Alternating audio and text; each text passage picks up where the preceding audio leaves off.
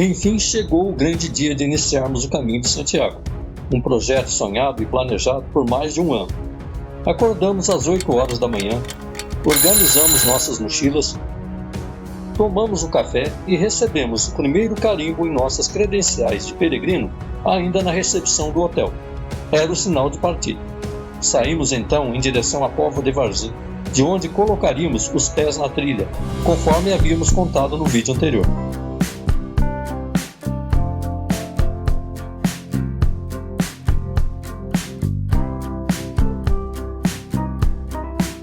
Do hotel, seguimos para a Estação Trindade, no coração do porto, ponto de conexão de todas as linhas de metrô da cidade. Ali, cada trem segue em rumo diferente e é preciso atenção redobrada. Mas no entusiasmo da partida, embarcamos no metrô errado. A descoberta veio tarde e o erro nos custou um atraso considerável. Ficou a primeira lição da viagem, sempre observar o destino assinalado em cada trem antes de embarcar.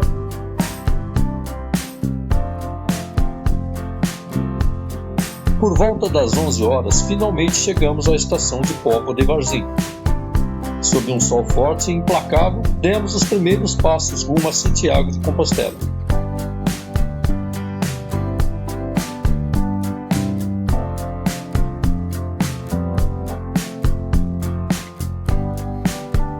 O dia estava quente, mas incrivelmente bonito. O caminho seria praticamente plano, com a ascensão máxima de 280 metros, em tese sem grandes dificuldades. Naquele momento, o pensamento era único: saúde e força para que todos chegassem bem até Santiago.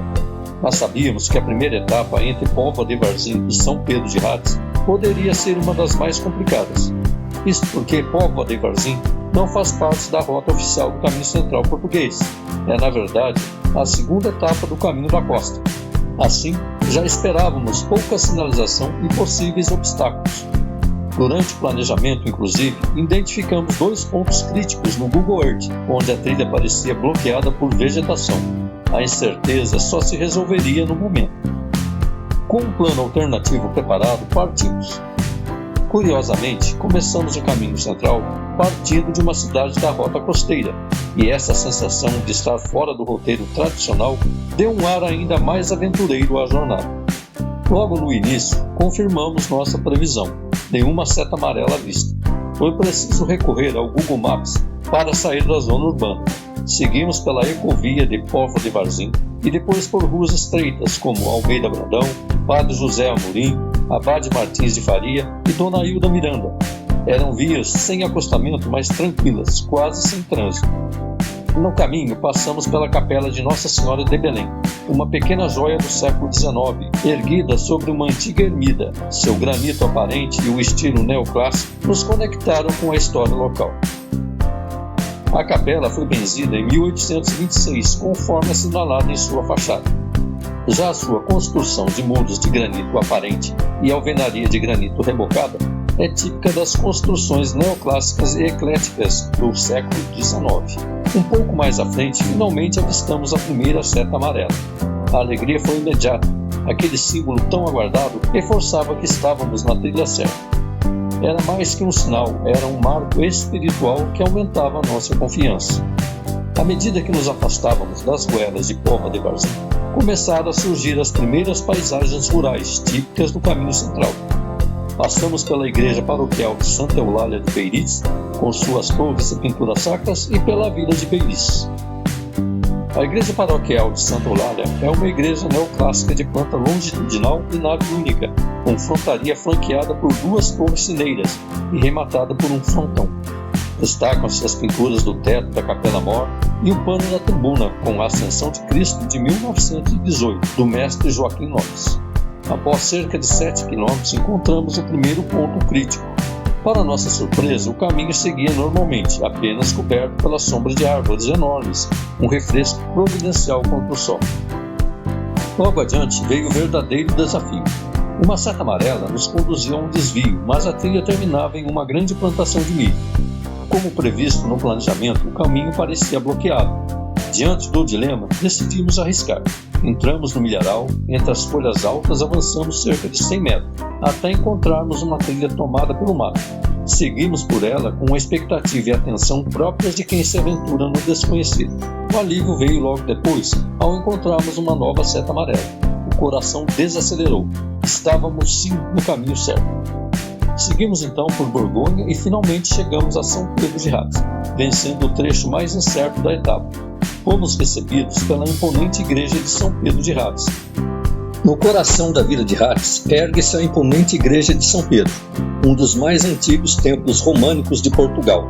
Construída no século XI, guarda séculos de fé, arte e história do caminho de Santiago. E logo adiante pela estátua de Tomé de Souza, primeiro governador-geral do Brasil, ali nascido, uma descoberta surpreendente. Sem reserva de hospedagem, enfrentamos outra aventura: encontrar abrigo. Rates não é um ponto de parada comum para muitos peregrinos, e quase todos os albergues estavam lotados. Com sorte, encontramos a Casa Matos, administrada há mais de 50 anos pelo simpático casal Pedro e Maria. Uma edícula simples, mas confortável, que nos acolheu após a longa caminhada. Por 80 €, ligeiramente mais caro que os valores dos albergues, mas também um pouco mais confortável e com um pouco mais de privacidade. Valeu a pena. Almoçamos no restaurante Ritual, onde saboreamos um bacalhau delicioso, e ainda tivemos tempo para conhecer pontos históricos da cidade. São Pedro de Rates é um povoado de pergaminhos milenares que, na Idade Média, viveu seu período áureo, marcando fortemente a vida econômica e cultural da região. Manteve uma autonomia que durou mais de 6 séculos e de que ficaram como principais símbolos o edifício dos antigos Passos do Conselho e o Pelourinho, classificado como monumento nacional. Em 1836 passou a integrar o Conselho de Póvoa de Varzim. No centro desta praça, rodeada pelas casas mais fidalgas, destaca-se a Capela do Senhor da Praça, do século XVIII, ornamentada de exuberantes altares barrocos. Nos anos de 1997 e 98, todo este espaço público sofreu obras de reabilitação. Além de sua imponente igreja românica, São Pedro de Rates guarda outros encantos que merecem ser descobertos. Na praça central ergue-se o Pelourinho, símbolo do antigo poder municipal. E próximo dali está o tradicional Fontanário de Rates, ponto de encontro da comunidade.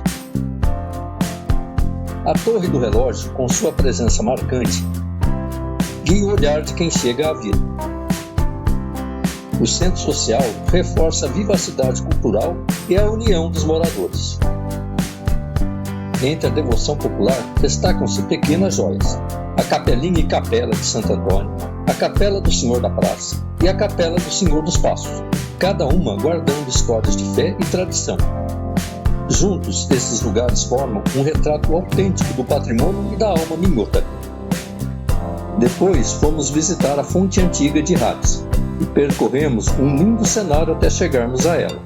A Fonte Antiga de Rates guarda a memória dos primeiros dias desta terra. Foi dali que a população começou a se abastecer de água, em tempos em que a vida corria simples e próximo da natureza. Ligava-se à fonte de São Pedro por um caminho estreito que hoje já não existe, mas que um dia uniu histórias e passos. O que resta é um pequeno poço, onde a água ainda pode ser retirada por um balde preso a uma alavanca, lembrando tradições antigas. E desta mesma nascente, uma mina subterrânea conduz a água até um lavadouro de pedra ferruginosa, a poucos metros dali, no caminho que leva da localidade de Outeiro, com a Capela do Senhor dos Passos, até Santo Antônio, onde repousa a pequena capela que leva o mesmo nome. É um lugar simples, mas que respira fé, memória e raízes profundas. No fim do dia refletimos, não vale a pena arriscar hospedagem sem reserva prévia, pois o risco de frustração é alto. Por isso já garantimos o próximo pernoite em Barcelos.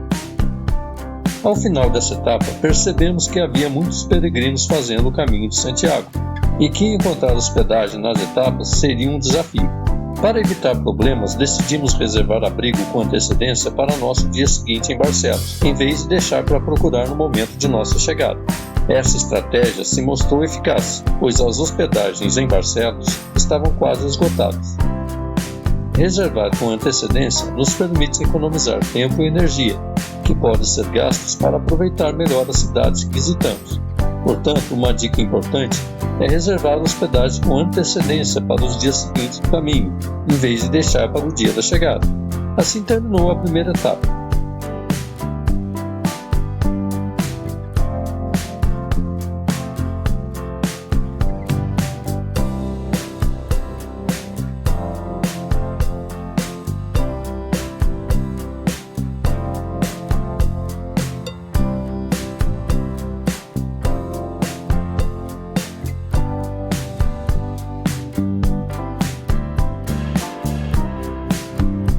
Doze quilômetros percorridos em cerca de 4 horas, sob sol forte, ilharais fechados e uma boa dose de imprevistos. Mas chegamos todos bem, e isso era o que mais importava. Primeiro dia concluído. Entre erros, descobertas e superação, chegamos a São Pedro de Rates. O caminho já nos ensinou. Cada seta amarela é esperança, cada passo é vitória. Em Rates terminamos esta primeira etapa com o coração cheio de gratidão pelas paisagens, pela história, pela hospitalidade e pela certeza de que estamos no rumo certo. No próximo vídeo seguimos em frente rumo a Barcelos, carregando na bagagem fé, saúde e coragem para seguir adiante. Certamente teremos novas histórias, novos desafios e novas descobertas nos aguardando nessa jornada que apenas começou. Muito obrigado por assistir esse vídeo até o final. Se você gostou, clique no like, inscreva-se e compartilhe.